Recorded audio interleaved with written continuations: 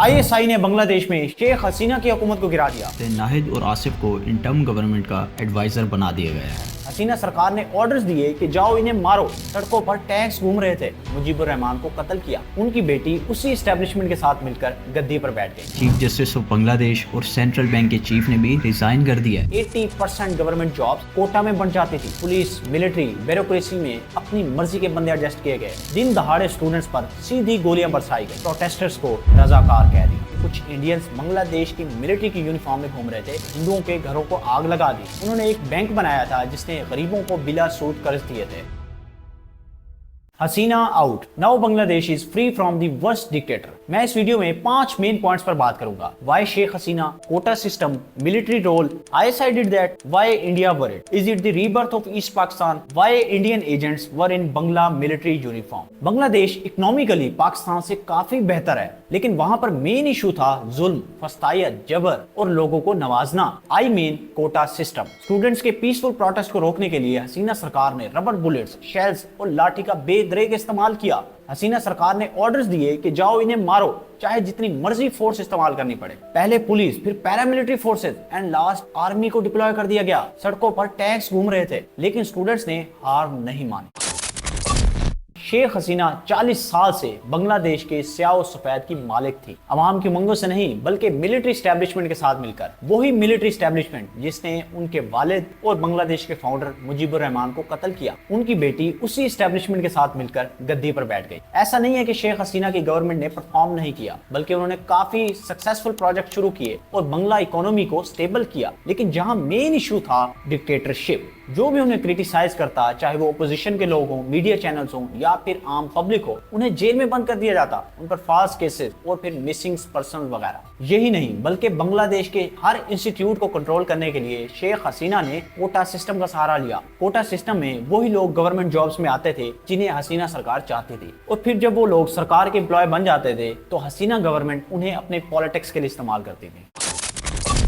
दंगा शुरू हुआ कोटा सिस्टम की वजह से। आजादी के ठीक 1 साल बाद बांग्लादेश में कोटा सिस्टम को इंट्रोड्यूस करवाया गया, जो कि मेजरली फ्रीडम फाइटर्स के लिए था, जिसके चलते बांग्लादेश में 80% गवर्नमेंट जॉब्स कोटा में बन जाती थी, जिसमें 30% फ्रीडम फाइटर्स के लिए, 10% for women who affected in liberation war और 40% मुख्तलिफ डिस्ट्रिक्ट्स के लोगों के लिए था। जैसे कि पाकिस्तान में बलूचिस्तान, कश्मीर और गिलगित के लोगों के लिए कोटा होता है। मेरिट के लिए पीछे बची सिर्फ 20% जॉब। अब इस सब को देखते हुए 1976 में डिस्ट्रिक्ट कोटे को कम करके 20% कर दिया गया। लेकिन फ्रीडम फाइटर्स के कोटे को कम नहीं किया गया, बल्कि कम करने की बजाय उल्टा उसे बढ़ा दिया गया। मतलब कि पहले ये कोटा था फ्रीडम फाइटर्स के लिए, फिर इसमें अमेंडमेंट्स करके उनके बच्चों के लिए भी अलाउ कर दिया गया, एंड देन फिर अगेन अमेंडमेंट्स की और फिर इसे बच्चों के लिए भी कर दिया गया, मतलब कि ग्रैंड चिल्ड्रंस के लिए भी। क्या स्टूपिडिटी है। चलिए, फ्रीडम फाइटर्स ने तो रोल प्ले किया, लेकिन उनके बच्चों ने क्या रोल प्ले किया? फिर उनके बच्चों ने क्या रोल प्ले किया कि आप उन्हें कोटा दे रहे हैं?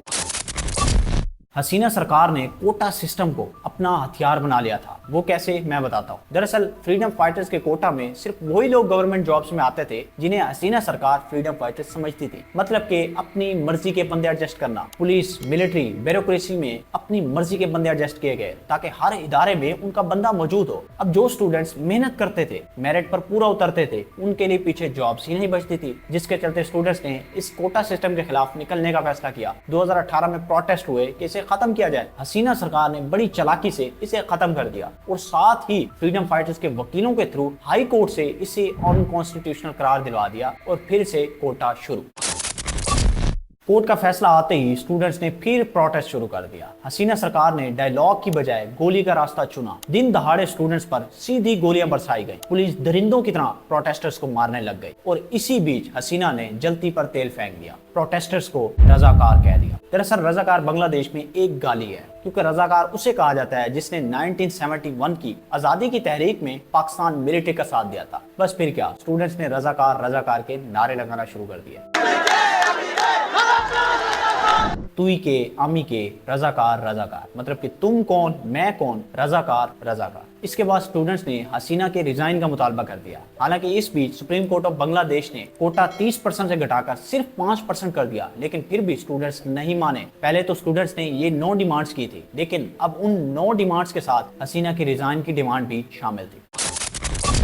5 अगस्त को हसीना मुल्क छोड़कर भाग गई, वही मुल्क जिस पर वो 40 साल हुक्मरान रही। पुलिस, मिलिट्री, पैरामिलिट्री, इंटेलिजेंस के बेदरे के इस्तेमाल के बावजूद भी उनकी डिक्टेटरशिप को कोई नहीं बचा सका। जबकि उनकी बेशर्मी की इंतहा चेक करें कि 2 अगस्त को उन्होंने आर्मी चीफ को कहा कि फोर्स का इस्तेमाल करके इन्हें रोकें, और फिर जब 5 अगस्त को प्रोटेस्टर प्राइम मिनिस्टर हाउस की तरफ आ रहे थे और उन्हें 45 मिनट का अल्टीमेटम दिया गया, फिर भी उन्होंने आर्मी चीफ को कहा फोर्स इस्तेमाल करके इन्हें रोकें। ये कैसी फिरौन बनी हुई थी, ताकत का नशा उतर ही नहीं रहा था। लेकिन आर्मी चीफ ने ये सब करने से इनकार कर दिया और फिर आर्मी को भी अवाम के सामने सरेंडर करना ही पड़ा, क्योंकि जितनी मर्जी ताकतवर फौज हो जाए कभी भी अपनी अवाम से नहीं लड़ सकती। और हसीना मिलिट्री हेलीकॉप्टर में भारत भाग गई। ये है वो नौजवान जिसने इस प्रोटेस्ट को लीड किया और हसीना डिक्टेटरशिप को खत्म करवाया। ये है नाहिद इस्लाम, जो कि ढाका यूनिवर्सिटी में सोशियोलॉजी के स्टूडेंट्स हैं। नाहिद इस्लाम ह्यूमन राइट्स के हवाले से भी काम करते रहते हैं और उन्होंने अवामी लीग को भी काफी क्रिटिसाइज किया, जिस पर उन्हें दहशतगर्द कहा गया। उन्हें इंटेलिजेंस की जानिब से 19 जुलाई को अबडक्ट किया गया और फिर उसे पुल के नीचे बेहोशी की हालत में फेंक दिया गया। इन काविशों के चलते नाहिद और आसिफ को इंटर्म गवर्नमेंट का एडवाइजर बना दिया गया है।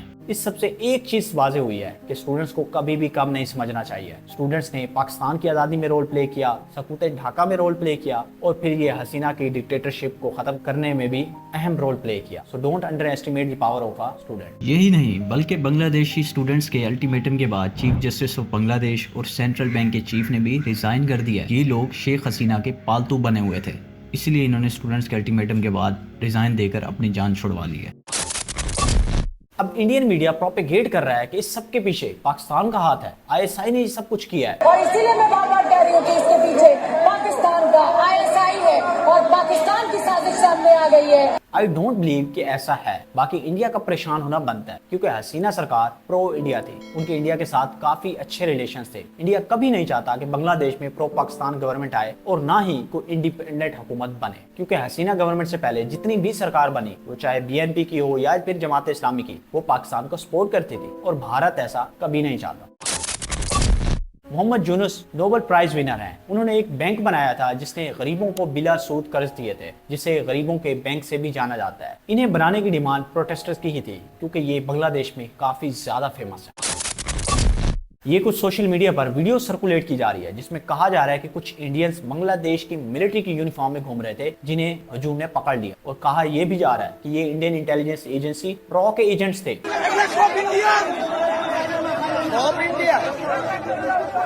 अब ये ऑथेंटिक है या नहीं इसका मैं कुछ नहीं कह सकता, बट इंडिया का बांग्लादेश में काफी रोल है। सकूत ढाका में भी इंडियन इंटेलिजेंस एजेंसी ने काफी रोल प्ले किया और आज भी हो सकता है। जबकि ये ढाका एयरपोर्ट की वीडियो देखे जिसमें इंडियन कमांडोज, इंडियन रॉ ऑफिसर्स और सफारतकार कमर्शियल प्लेन से भाग रहे हैं। Bangla ex intelligence chief major general Ziaul Ahsan, जिससे रिजाइन करवाया गया और वो बांग्लादेश से फरार होने की कोशिश कर रहे थे और फिर त्यारे से उन्हें उतार कर ही अरेस्ट कर दिया गया। ये वो शख्स हैं जिन्होंने सैकड़ों बंगालियों को गायब किया। इवन के आज भी 86 लोग गायब हैं। लोगों पर जुल्म किए, स्टूडेंट्स को अबडक्ट किया, उन्हें टॉर्चर किया और आज इनके हाल देखें कि अपने मुल्क में ही रहने के काबिल नहीं है। उसे पता है कि लोग उसे मार देंगे, जैसे कि बाकी अवामी लीग के वजीरों को मार दिया गया। जबकि इंडियन मीडिया ये भी प्रोपेगेट कर रहा है कि बंगालियों ने हिंदू मंदिरों को तोड़ा और हिंदुओं के घरों को आग लगा दी। हालांकि ऐसा नहीं है, बल्कि बंगालियों ने तो रात गए हिंदू मंदिरों को प्रोटेक्ट किया, इवन कि उनके घरों को भी प्रोटेक्ट किया। जहां तक आग लगाने की बात है, वो हिंदू अवामी लीग के सपोर्टर्स थे। ऐसा नहीं है कि सारे हिंदू कम्युनिटी को टारगेट किया गया या फिर उनके घरों को आग लगाई गई। ये सिर्फ और सिर्फ प्रोपेगेट किया जा रहा है, फेक न्यूज फैलाई जा रही है। बाकी जिनके साथ हुआ है मैं कंडेम करता हूँ, ऐसा नहीं होना चाहिए। किसी को भी रिलीजन की बेस पर टारगेट नहीं करना चाहिए और खास तौर पर उनकी दर्शगाहों को तो बिल्कुल भी टच नहीं करना चाहिए। इस वक्त प्रोटेस्टर्स इंडिया से डिमांड कर रहे हैं कि हसीना को बांग्लादेश के हवाले किया जाए। बांग्लादेशी चाहते हैं कि हसीना को फांसी दी जाए और बाकी जो भी लोग स्टूडेंट्स के कत्ल में मुलविस हैं उन्हें सजा दी जाए, जिसमें टॉप पर है आईजी पुलिस और इंटेलिजेंस चीफ। खैर आईजी पुलिस तो छुपे हुए हैं, बाकी देखते हैं कि फ्यूचर में क्या होता है। हम उम्मीद करते हैं कि बांग्लादेश में अवाम की उमंगों के मुताबिक हुकूमत है, ना कि एस्टेब्लिशमेंट की उमंगों के मुताबिक। अगर बांग्लादेश में फ्री एंड फेयर इलेक्शंस होते हैं और ऐसी सरकार बनती है जो कि अवाम की खिदमत करे और खास तौर पर अनएम्प्लॉयमेंट को कम करे, फिर तो है ठीक। लेकिन अगर फिर से एस्टेब्लिशमेंट की मदद से कोई सरकार बनी तो फिर बांग्लादेश के हालात कभी बेहतर नहीं होंगे।